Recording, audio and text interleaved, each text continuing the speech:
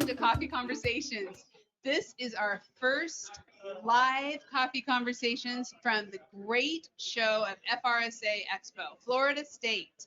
My name is Heidi Ellsworth, Rivers Coffee Shop, and we are so excited to be here. Our sponsor is the FRSA. They have put together this beautiful booth all around us that we are able to bring people in. We're going to have interviews up on YouTube. You'll be able to see what's happening. But today we have this awesome panel who is going to be with us going through what's happening in Florida and where are we. So let's get started. Okay. First of all, we're going to start with some introductions. So Jeff Littleton with All Points Tile and Slate. Tammy Hall with CFS Roofing out of Fort Myers. And John Kenny with Cottony Attorneys and Consultants out of Tampa. Hi, everyone. Julie Pastrito with Hover. And Hi, my name is John Labarda with The Estimating Edge. now you may wonder why John doesn't have a microphone, but here's why. Because if you read as we were talking about Coffee Conversations, it was the great panelists, plus we're having special guests. And so John snuck away from the booth, which is going great. And I just wanted to have John kind of share what's happening inside and overall. So John, how's the show going? The show's going great. Everybody's excited and buzzed to be here, and I think we're all ready to have some fun. Yeah. So I know Estimating Edge has been just kicking it. It has been so busy. What is happening? What are you seeing out there with contractors right now? Well, I do see the contractors trying to be better organized. They're trying to be more efficient. They're trying to get the work that they can now because they don't know what the future is going to bring. So the technology that we're bringing is allowing them to get things started and out the door so they can start working on the next project. So it's very efficient. Wow. And are you seeing, I mean, after coming from COVID, and that's one of the things we're going to talk about today is this post-COVID world we're all living in. What are you seeing with adoption of technology and contractors? The adoption is pretty much the same as it was years ago. It's just with the new people coming in, they're trying to adopt not only the technology, but learning the roofing industry. And I think that's a struggle. And I don't see how it's going to get any better. It's difficult. It really is. But the Edge does offer a better way to learn roofing for sure. Wow. So I'm gonna continue this conversation. Julie with Hover, the other technology that's just taking the world by fire right now. What are you seeing on that front? Yeah, I mean, very similar things. More than ever, I think the pandemic has really accelerated a lot of, contractors stepping up and looking at their business and trying to be more efficient. What work streams, right? Can we streamline and add more value to even from the front end of the process all the way through? A big focus of ours, and when we're sitting down advising with contractors, is even about this new homeowner expectation and perception, and what are we doing to foster that? Because the pandemic, right? Yeah. It's accelerated those things as well. So we're just really trying to help these contractors prepare for what's to come through all these obstacles and challenges that they've been tasked with this year. And with everything that's happening, when you're looking at the labor shortages, really, that's really what it's coming down to. You have to do more with less people, and technology is allowing that to happen with your kind of software and your programs. So any last words? I know you want to run, so. Well, I think one of the last word I would like to bring to the table here and to everyone is we're going to get through this. Just stay positive and look for the brighter side of things and not the negative side. John, I love that. Thank you. Thank you for being here. Thank you for being our guest, our special guest coming in. Okay, so there we go. Okay, we don't want to kill John trying to get out. In our special booth, our special FRSA booth here. Okay, panelists, let's start on these questions and where we're at. So I want to start on material shortages. I know, because if we don't start there, everybody will say, why aren't you talking about material shortages? It's all anybody is talking about. So I'd kind of like to start, Jeff, with you. What are you seeing on the tile realm? What are you seeing out there across Florida? And really talking about the Florida market. Well, with the tile, we've been watching it for this whole year where they've went to like 3 weeks lead time, 6 weeks lead time. And then right now, I think we're somewhere around 16 or 18 weeks lead time on some products. Now, underlayment's a whole different issue because we put in an order for underlayment probably in April.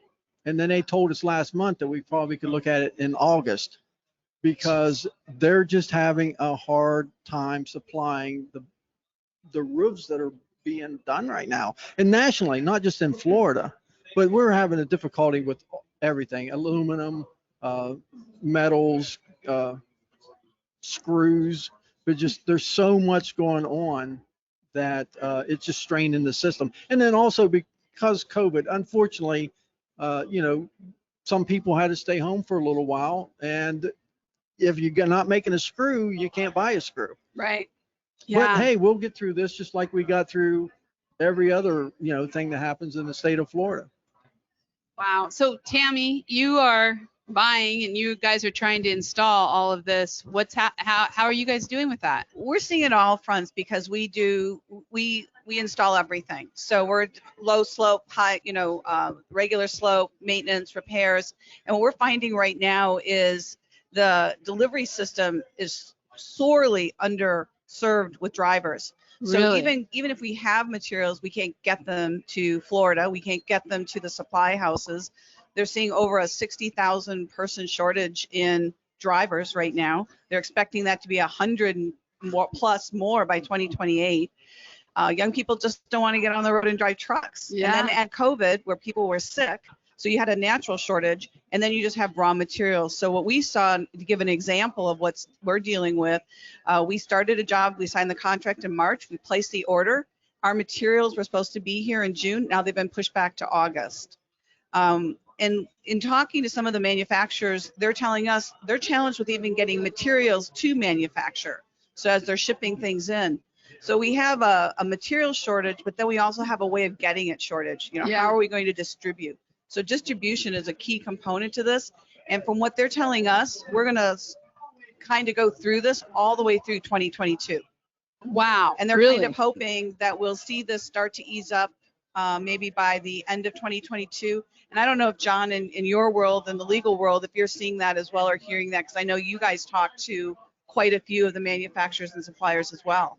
Yeah, we do. And honestly, it's not a Florida issue. We're talking about Florida, but we're just part of a small cog. It is nationally and internationally. So it's everywhere. We're not hearing anything really going to release much before, like you're saying, second quarter 2022.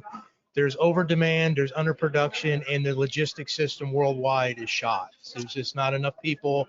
They never prepared for this. So the biggest key here is we're going to face this. We're going to come through it like we do everything, but it's let's be better when we finally get to the other side so we don't repeat the same thing over again and have some better way of logistical chains and all that working on it. So that's what we're seeing on our end, trying to work for more towards the future to make it better later. Right. And I also know, and I'm sure you guys have experienced this too, is that with the contractors, you're also trying to help them through Cottony with exclusions in the contracts, or hopefully I'm saying that legally the right way. Yeah. Accelerators. Yeah.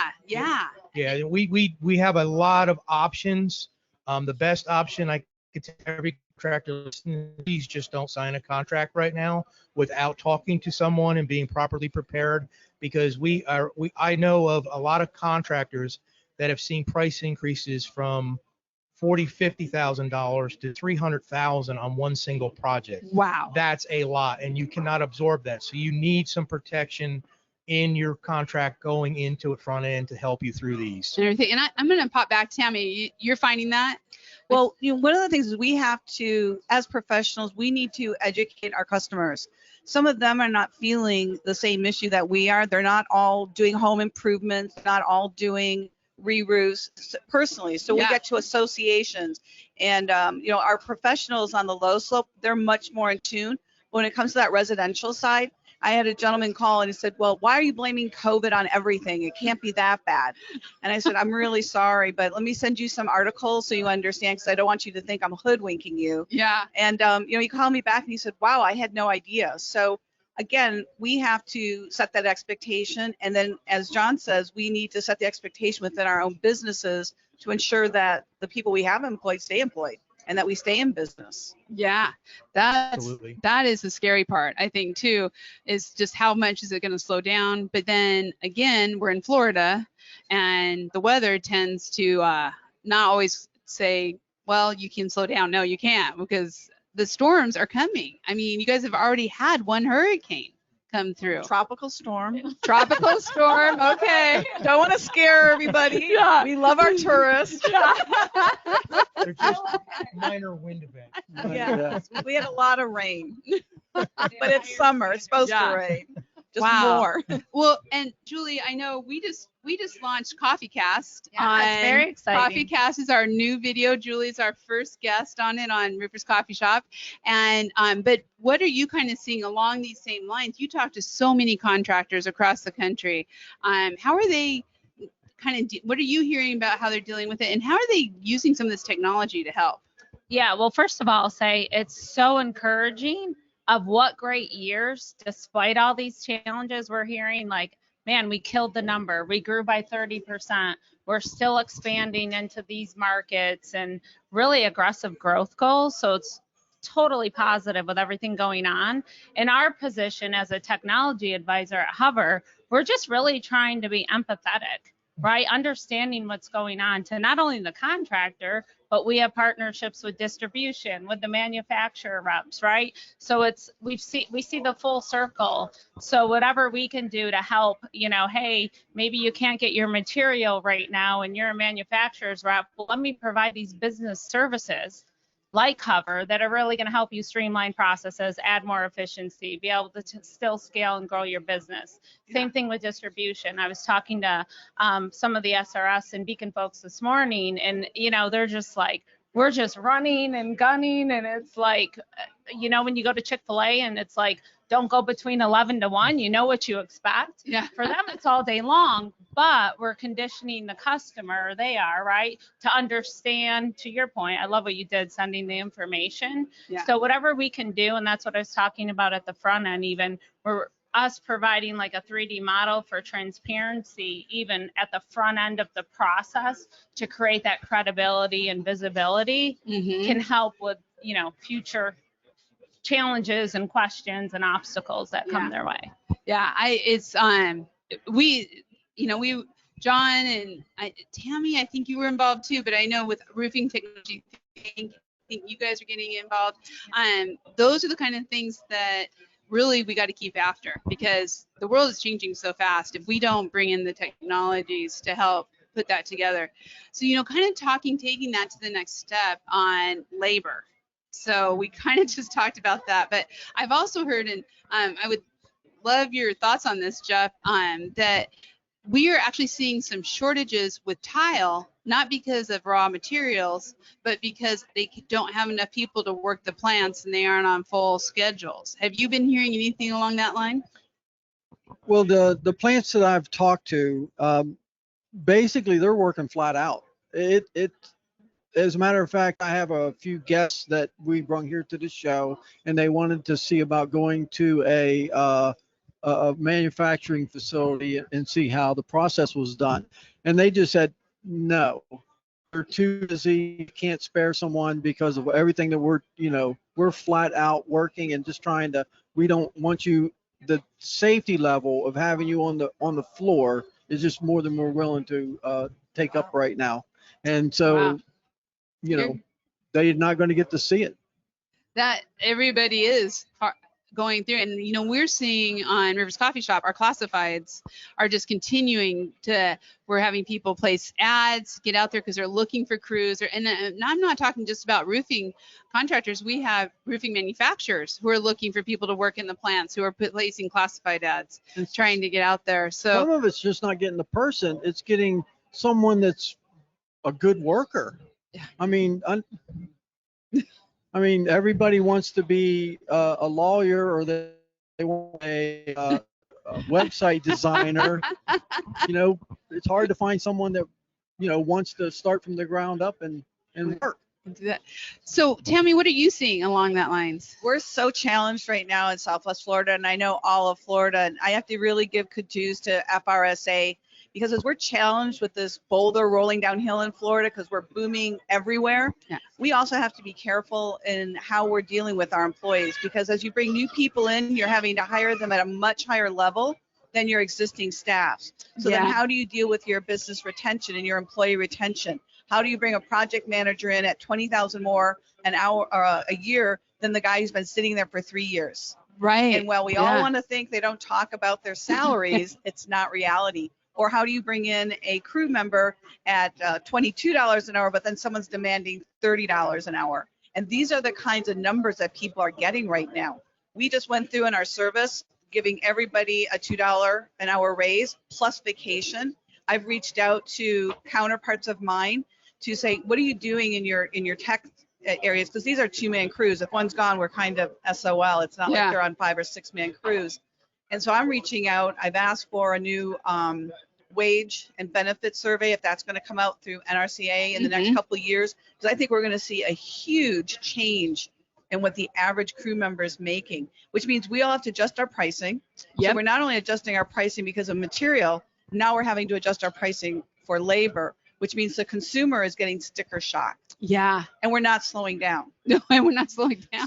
So is that a good thing? Is that a bad thing? I think it's quite a quandary when what happens when we do slow down? Do we reduce Yeah. salaries? Easy to reduce cost of material, but our cost isn't going to go down. Right. And I think it's really interesting being in Florida. I mean, being from the West Coast, we don't see, although right now we are on fire. So I would say, yes, we have natural disasters, but we don't have the year after year, hit with the hurricanes, which means you're always going to be will it ever slow down is really the question as you go through. 2008, boom, came to a halt. Yeah. So I don't want to see those times again, but I think again, as we're in these crazy times, we get a lot of these unlicensed contractors coming in. They'll just put up a storefront and they're roofers. And so I give a lot of credit to our organization here in Florida saying, hey, we've got to kind of look at this from both ends, make sure that we still are giving a quality product, that you're licensed, that you're insured, consumer beware. Yeah. And that's a part of an education system as contractors we try to do, but we're really busy trying to get the materials, get the people, get the roof done. Yeah. And so organizations like FRSA, NRCA are great at helping us get that word out and lobbying, our legislators to say, hey, you got to put some rules in, because Yes. Florida's like the Wild West sometimes. Yeah. Well, and I am always so inspired by you and all the committees that you're on. You're on the NRCA board. You do so much on advocacy. And we're going to come back to that because Okay. I want to talk a little bit about what's happening there. But John, I would really like you to kind of come in on this labor shortage too. I know you're doing an amazing new estimating course. You're doing a lot of training on the consulting side, along with helping with employee handbooks and contracts. What are you seeing on that? Yeah, we, really we're spending a lot of time on employee training and workforce recruitment, and training existing is a need for it, because you can't afford to lose somebody because they don't have a proper career path in the company, because once they're gone, they're gone. So that's the stuff we're working on. Estimating training is what we thought was a huge need in the industry. We just couldn't find it. I know, being in there as long as I've been, and I know when John was just here, we just partnered with the Edge to work with them to do estimating training for people coming to be trained to use the Edge, because their frustration was a lot of people didn't know the way to estimate. It's hard to learn the system. Mm-hmm. So those are the things we're working on. Now, the labor problem, it's not going away, and we've been fighting this for many, many decades. So, you're below 20 entry level is pretty much gone in our industry. When you have Family Dollar, Family General, they're starting out at 18, Family Lead. Yeah. So everything's coming up. So I think robotics is going to play. You talk about technology. Robotics you're going to see in roofing big time in the next 5 to 10 years to try to augment the workforce. So I think it's coming. It's there. For example, England has a huge a robotics program for construction, and they've already projected that in 15 years, robotics will take over 20% to 40% of the industry. Wow. So it's coming. It just seems to me that that's a little bit of what American innovation is about, right? There's a need and someone's going to fill it. We don't know who that is, Tesla, whoever it may be, out there, but they're going to fill it because especially on commercial roofs, there's a way to really make that easier. And it's easier on the employees also to be able to be at that I point. just want to jump in on one thing on that. So that's why it's important. Like you thought, we're here with FRSA and all the organizations and all the roofing contractors. Don't let someone else come in and take over our industry. Stay Yes. involved, stay on top of technology, continue to, participate like everybody's here doing today, because we want to control our industry and we need to. It's our industry, so let's get ahead of it. Exactly. Get involved and stay involved. And Julie, you've seen that, right? Well, you and I were met at Pictometry, so we got our, with the technology. But what are you seeing on a labor front? I mean, and maybe more even on the sales side of things.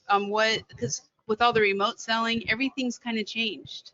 Yeah, and to John's point, I'll just say when COVID hit and the pandemic happened, it was really interesting to see the acceleration of opportunities. So some of those forward-thinking, innovative contractors that were preparing for next year, the year after, seeing, hey, Amazon's out there, right? I can order something and get a package within an hour, right? Yeah.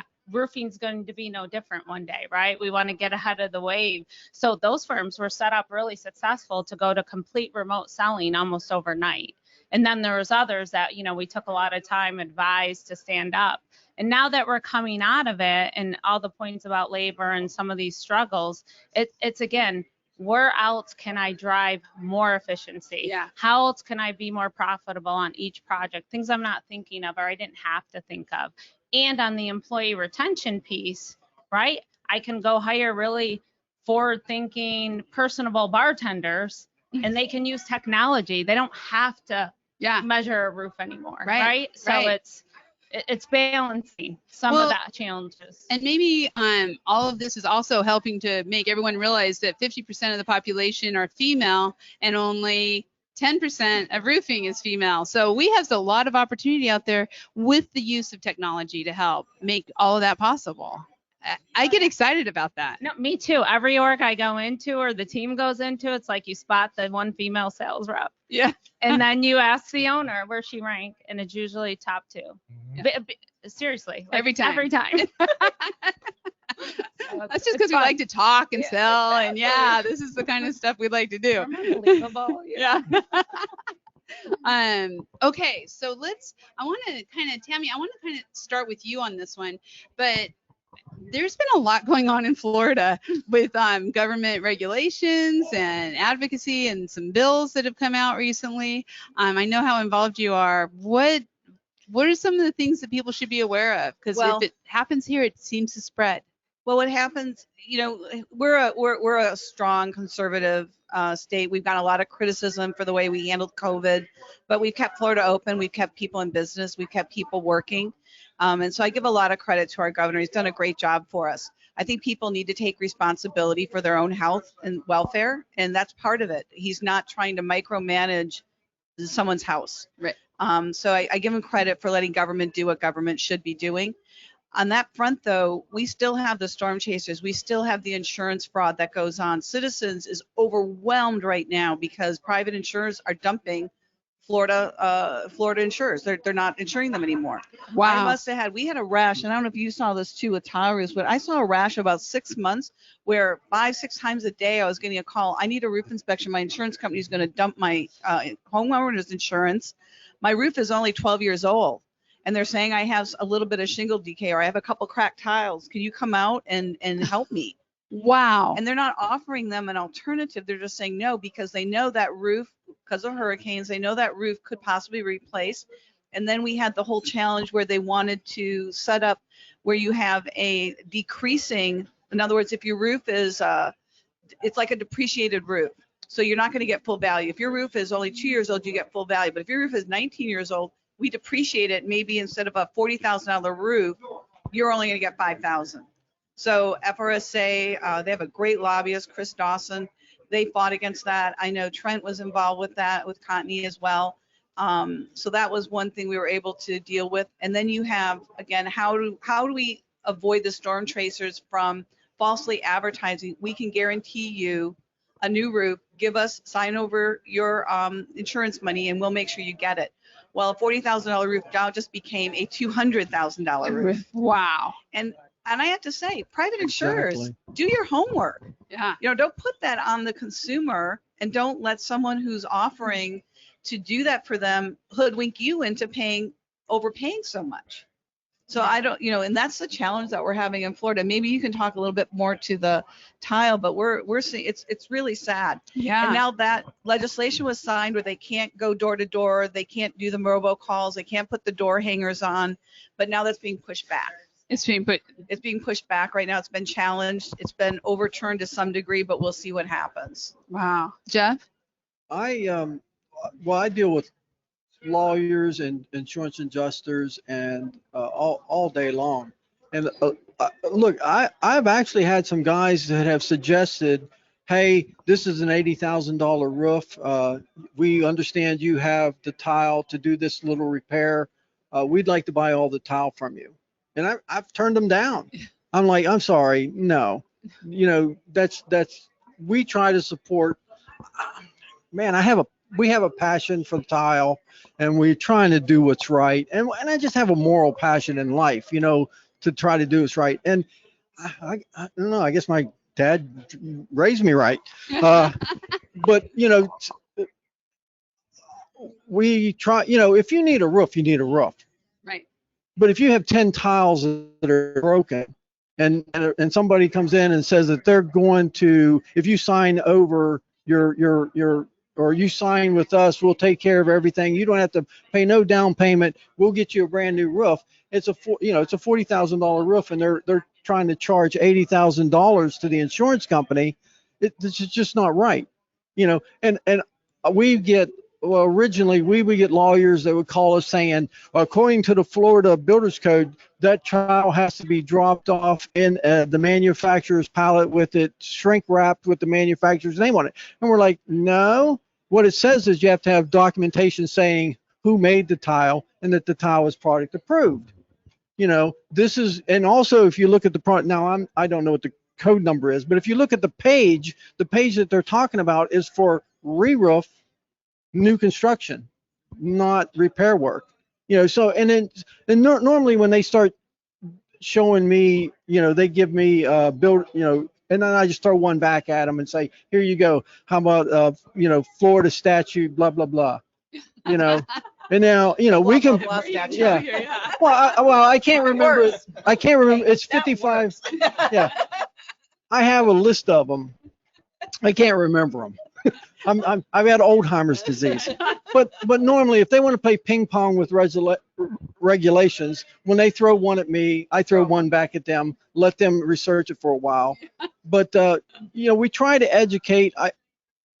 Unfortunately, when someone calls me, within about 10 or 15 seconds, I can tell whether they're trying to get the roof repaired or they're trying to get me to say we don't have the tile, it's discontinued, so that they can justify a whole re-roof. Yeah. And if I have the tile, I have the tile. If I don't have the tile, I don't have the tile. There's no two ways about it. And Jeff, I want everybody out there who's watching this to know, okay, so one of the coolest things about All Points Tile is their boneyard.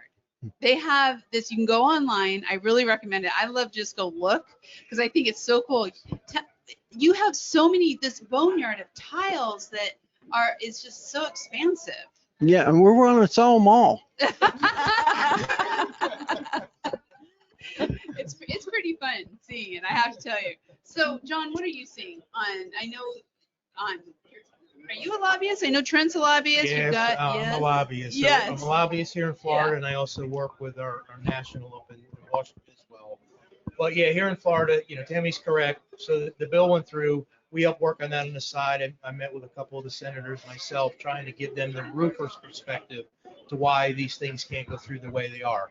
You are correct. There is pushback, and it's going to be hard to really push this back to where it was intended to be because it's going to fall under freedom of speech, and that's where the stormers are chasing it, because you can't stop them from advertising if they're doing it the way the code says with licenses and so on. So it's going to be somewhere in the middle is where it's going to end up. But it wasn't a victory for either side. So when I say that, it means it was good. This could have been a lot worse for the contractor than it did turn out. So it actually worked to somewhere near the middle for now. So we have to watch it and keep on it and see where it goes. Yeah. Wow, there's a lot going out there. And I mean, when you're looking kind of even at the overall of nationally and all the changes that are going on there with sustainability and the green and new regulations that may not be good or may, who knows? What are you seeing on that front?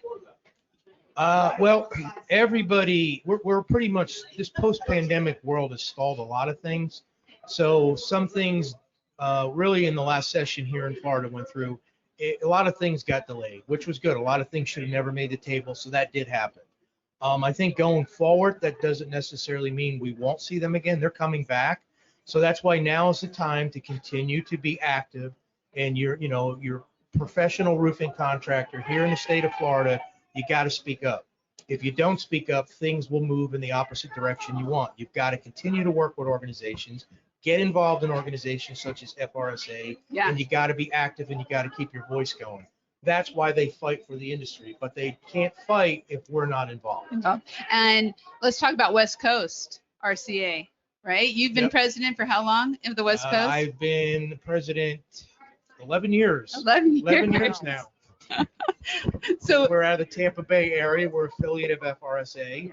I've been on the board for 20 years, so it's a great affiliate. We love, continuing to work on it, and there's always things to do. And again, we hear more on a local level. So FRSA represents the state. The local affiliates, what they do is they work within their areas with the local roofers to get all of this up and out. And then we go and represent on like the affiliate council or different committees here at FRSA and get the voices heard. Well, and for everyone out there who maybe isn't from Florida, so you kind of understand, Florida has one of the, as we've heard, most amazing associations with the Florida Roofing and Sheet Metal Association. And then there's affiliates across the state. And Tammy, you've been involved, right? Yeah, we have the Southwest Florida Roofing Contractors. I'm the perpetual volunteer, so I handle all the admin and all of that, all of those items. But to John's point, we're working really hard with Chris Dawson to create a roofing day for Florida. Awesome. So that, and I think the education that's come through FRSA and through NRCA really brings it home to how important your voice is, and the one voice effort that's happening on a national and local level. These are important things to our industry if we're going to survive the challenges we get faced with, whether it's a pandemic, whether it's materials or all the other things. Yeah.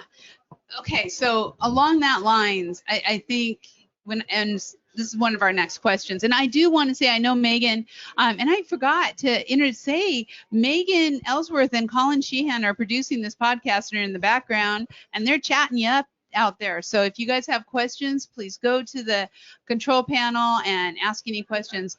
But one of the questions that came in earlier is really talking about this post-COVID, which I guess it's not that post anymore now with Delta, but what's happening. And so, Julie, I kind of wanted to just start with you on this one on, what are you hearing as people are transitioning out of COVID, vaccines? What are you hearing from the contractors out there, and how are they kind of dealing with doing things different? Yeah, well, as you can imagine, it depends on what state they're in, what coast they're on, and what their perspective is, which was very similar to during the pandemic. We'd have reps in the Northeast, and it was a totally different experience than people down south, for example. Yeah. But yeah, the good news is I don't think it's slowing them down. I think really the challenges we talked about with like material shortage and labor shortage and where we're at as a business and industry, from all from distribution manufacturer to the contractor, is really still the biggest challenge, and what people are trying to be opportunistic about, and what could I put in place? What have I learned from this? I mean, including our company, right? I'm sure you all can agree. Yeah, we found efficiencies where we're going to continue to do in post-pandemic, right? That we're going to be more efficient. We want to look at some of these things. So, and John, what are you seeing? I mean, I just think I've just talked about the vaccines and how it's handling it. We have some major manufacturers who are not here at the show because they're still on travel.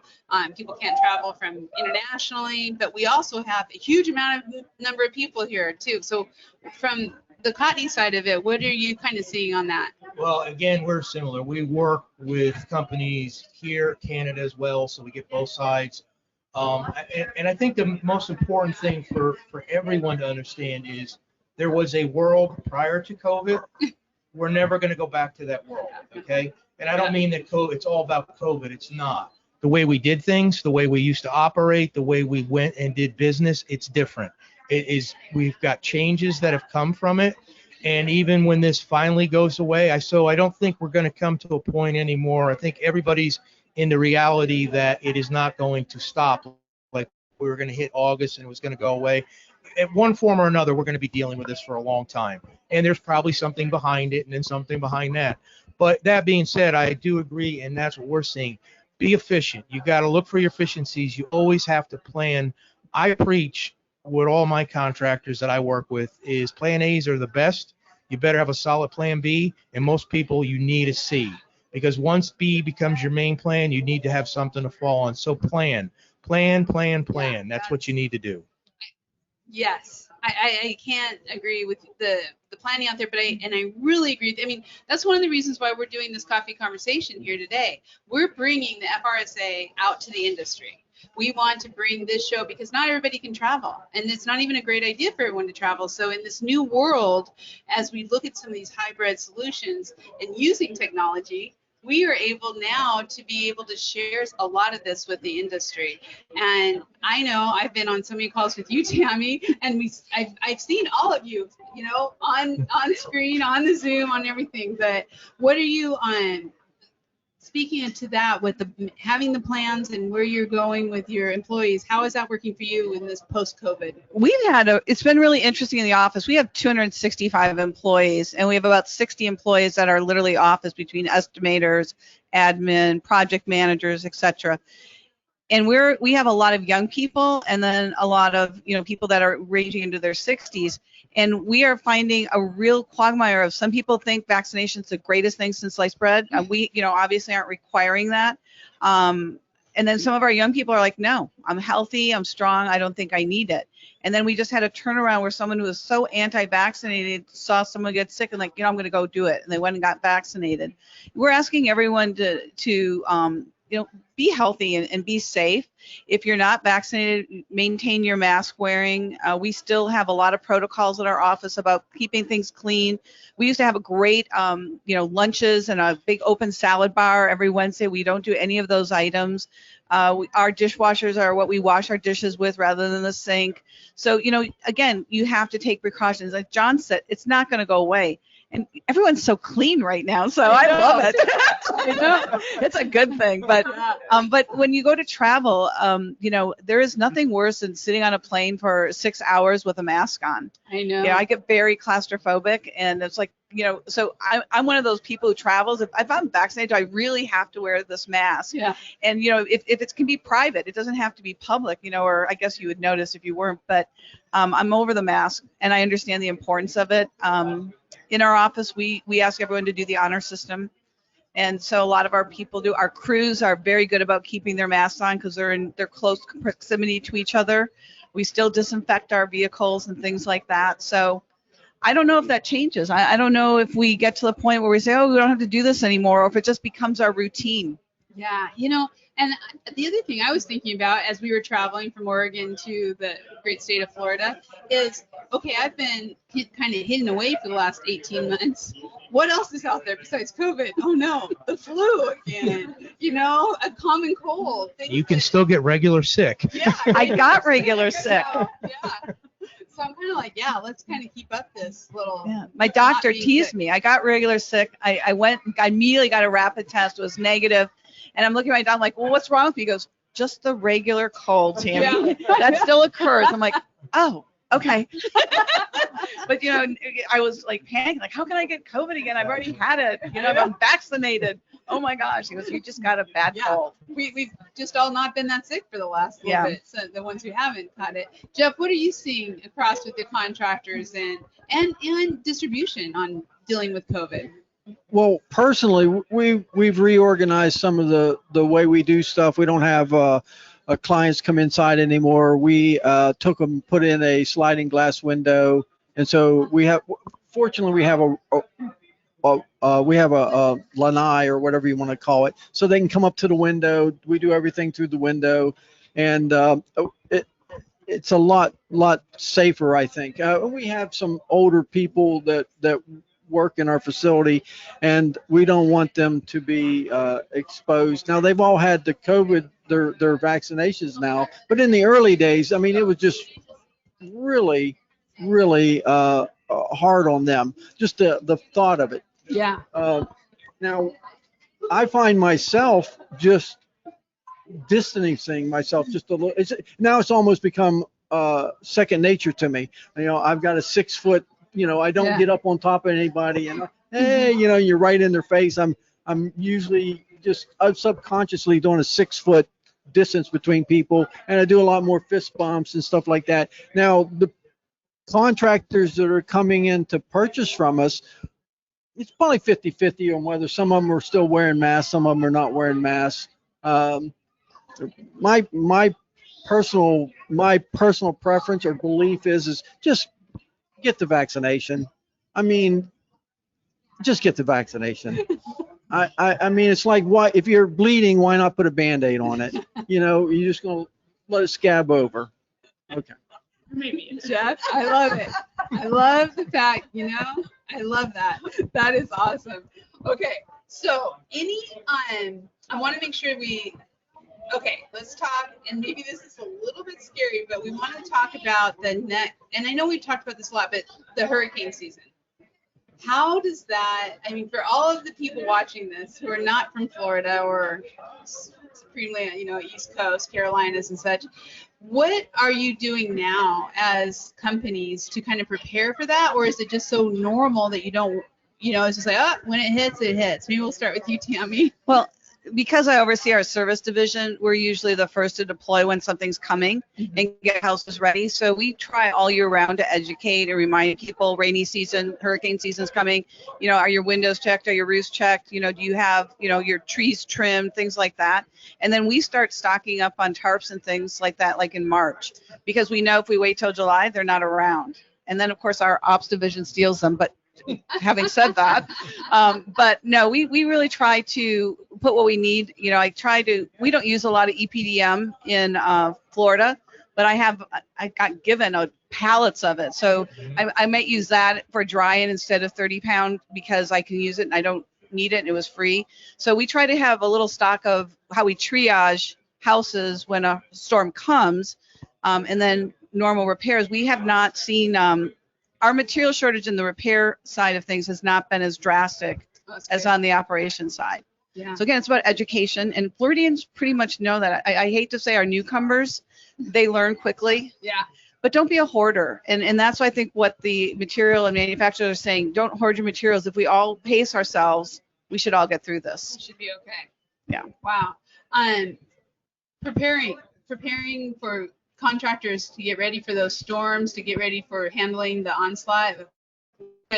So this year will be a little bit different because, as Tammy said, we always wanted to be prepared on the contracting side to be able to get materials. So probably that's not going to be a great option this year if a major storm does hit. But definitely when you're a Floridian, and I wasn't born in Florida, but I've been here long enough now, it's not dramatized here the way it is when you see it from outside nation. Okay. Yes. So if we get a, category 1, we're all free down, know what it's about, and we prepare for it. Yeah. Roofing contractors are no different than any other emergency prepared system. They are prepared. The organizations all work together. We have our hotlines. We know what we can do. And we just, when you get down to that last 24 to 48 hours, by then you're pretty much, you can do all you can do. You got to wait the storm out and then go out and do the emergency repairs and send your crews out. But one good thing has happened over the past 20 years. Florida building codes have gotten better and better and better. So there's not that there can't be, but it's not as much damage after every storm as there would have been if these codes didn't keep coming up. So we're getting better and better at our roof surviving through Cat 1s, Cat 2s, where, and up. Once you get above that, you get at Cat 4 and above, it's pretty much all games off at that point. Yeah. Because you got too much debris blowing around, and usually there's other failures besides the roof. Wow. And so, Julie, I know with Hover, you do some amazing, when it's think about what the contractors are doing with like kind of going out ahead of time, documenting, having the services done, being able to have all the measurements and stuff. What are you seeing with storm response, and not just in the Florida, but I mean it's kind of all over right now. Everywhere's having huge natural disasters. Yeah, I mean, we're in a really good position though, because I mean, at this time last year, there was 11 major events, right? So if anything, we're like fully staffed, geared up. We've put special programs in place due to all the challenges contractors are facing. So we've launched in the last couple months even very specific restoration feature sets like inspection checklist and things that'll help the contractor, again, back to this whole efficiency and expediency. And even our programs, like how people do business with us. We have restoration specific programs. Mm-hmm. So yeah, I mean, we're turning around right now, average jobs in under an hour. Wow. So we're hoping, and we're on track because we haven't, again, had any major categories. Yeah. And just working with the contractors. You know, a lot of these guys across the country are gearing up. They're hiring more people. They're trying to find good quality staff like we talked about. So we're leveraging the technology to bring in the talent and help accelerate some of those ramps. Yeah, you get more in. Jeff? I mean, we have a certain amount of space, and in a certain amount of space, we can put so many tiles. Now, because we do a lot of discontinued tiles, I'm really dependent on working with individual roofers who are tearing tiles off so that I can reclaim them and put them in my system. Now, when there's a hurricane, most people that come to me originally after the hurricane, I tell them, just get your stuff dried in. Don't worry about replacing the 10 tiles. Don't, because we'll have them lined up, and it becomes a madhouse. And it's just like, I understand that you need to fix your roof. Just dry it in, because they can do that quickly and efficiently, and then we can worry about doing the repair down the road. And then my biggest problem after a hurricane is the people that come in out of state, or the person that has a hammer and a ladder, and all of a sudden he's a roofing professional. We look. I don't want to. Wow. Okay. We don't sell to unlicensed contractors. I'm not the roofing police. If a guy comes in and buys tile and he looks like he's a legitimate dealer, we sell him tile. But if a guy comes in and goes, I'm a handyman, I'm sorry, sir, we don't sell to unlicensed contractors. Because the last thing I want is this handyman to go to somebody, my next door neighbor, and screw their roof up. That's going to cost 3 times the amount of price to have someone come in and fix it, because first they have to undo the mess up. Yeah. We always advocate, get a licensed contractor. We try to educate the homeowner on the handyman. Yeah, he might do it for $300 or $400. It's not going to leak for 4 or 5 weeks. You're going to spend $3,000 to get it fixed. Do it right the first time. And that's why the associations are so important. That is what's driving the quality of the Florida roofing contractors and working together.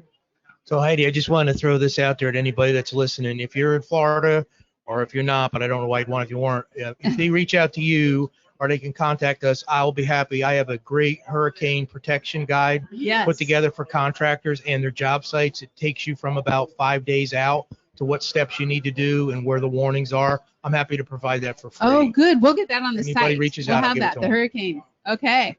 The one thing. So we're getting close to the end of our hour. And so, first of all, I want to say thank you. This has been so much fun. You guys are amazing and so great. But I just want to kind of take a peek into the future. So we've talked about this a little bit, but like in the next 18 months, let's say 18 months to 2 years, what are you seeing coming down, happening, or that? And I know we've talked a lot about being prepared and really understand that, but kind of looking at what should contractors really be thinking about in preparing, because there's so many things out there and they're going to need to be thinking about technology and all these different things. So I'm going to start with you, Jeff. Well, my company personally, we're looking at opening another location down in the Tampa area so that we can better service Naples and the Thank you. south. Yeah, we love Naples. But I mean, if you're a contractor, one of the biggest problems that I've seen in Florida, especially after Charlie, and is that all of a sudden it's like you're on the gravy train and you go from being a somewhat small company to if customers are begging you to come do the work, and so they go out and they get 5-6 trucks under lease. They go to Home Depot or wherever and they buy I don't know, 10 dozen ladders, and all this stuff is on some credit card, and the gravy train only lasts so long. Pace yourself, live within your means as a contractor, get educated. God, I love good roofers. I hate whenever a guy comes in. Matter of fact, there's a guy in Tampa, not Tampa, but Jacksonville. His answering machine said, "You're talking to the greatest roofer in Florida." And then when I talked to him, he didn't know what tile he wanted. You're the greatest roofer in Florida, and you don't know what the tile is you want? You educate yourself.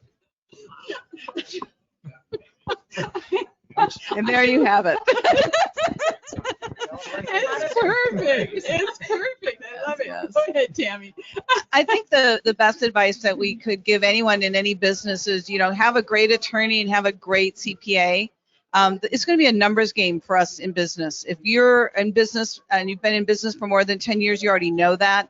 If you are small and you're operating on a day-to-day basis, you're going to really have to watch your bottom line, your margins. You want to make sure that with these cost increases, labor increases, insurance increases, are you really making money? Just because you may have seen 2 million come through your books doesn't mean you made 2 million. And I'm finding working with the association, a lot of these smaller contractors don't quite understand that because it hasn't caught up to them. So they're running money through their books, but they're not seeing it. So I would say really start whittling down on understanding what a margin is, understanding what your costs are, and then what your income is, and are you charging enough? Be competitive. We don't want to be the least expensive. We don't want to be the most expensive. We want to have a good business plan.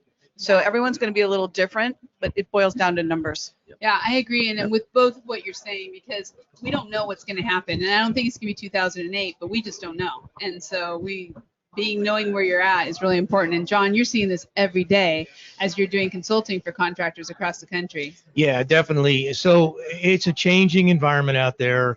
And, you now have remote workers and admin that you're not used to. You have, there's estimators that are available throughout the country. What I mean is now we're in a new blend. So you need to keep up with technology. You need to learn your business, as has been said before. And most importantly, you have to be on the forefront. Things are changed. It's never going back to the way it was.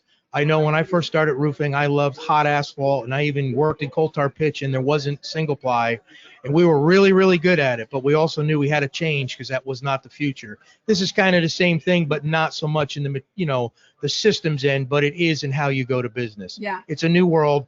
AI is going to be big, and drone technology is going to be big. You need to embrace it. You need to learn how to use it. And I agree. And so, Julie, give us the insight that you see coming up in 18 months. And then we do have a question that came in. So I want to ask that real quick before we get to the end of our hour.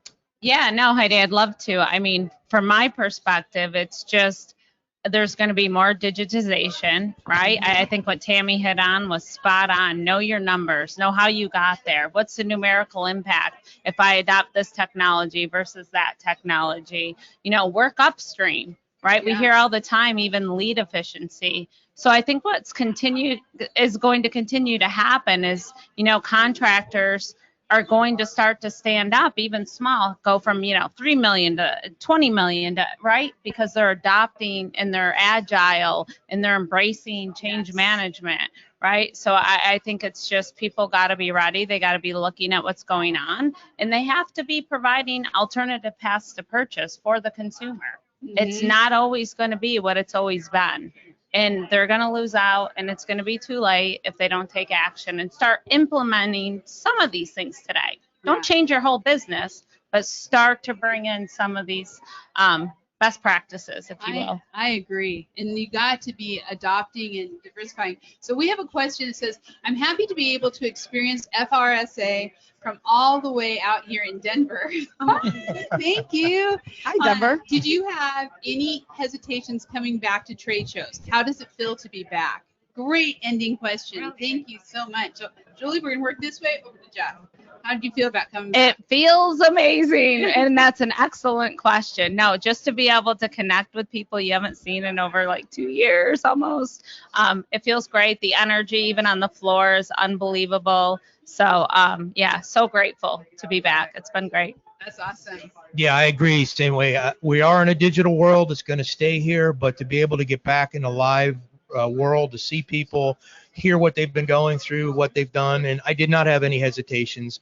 As they said, I am vaccinated as well, and that may be the reason why, but I absolutely had zero hesitations to come out here and be in the crowd this week. That's awesome. Tammy? I'm excited to travel again and see everyone. I got a little zoomed out with all the electronic meetings, but they were efficient. But it's brilliant to be able to see everybody. The energy that you have in a room with the physical people is so much different than you have it on Zoom. The opportunity to exchange ideas and network, you walk away just feeling excited versus, oh my God, I'm so glad that meeting's over. Yeah. But you've been looking at a screen for 2 hours. So you walk out just like ready to go back to your office and get it done. So I'm excited to be back in person. So please, everyone, be safe.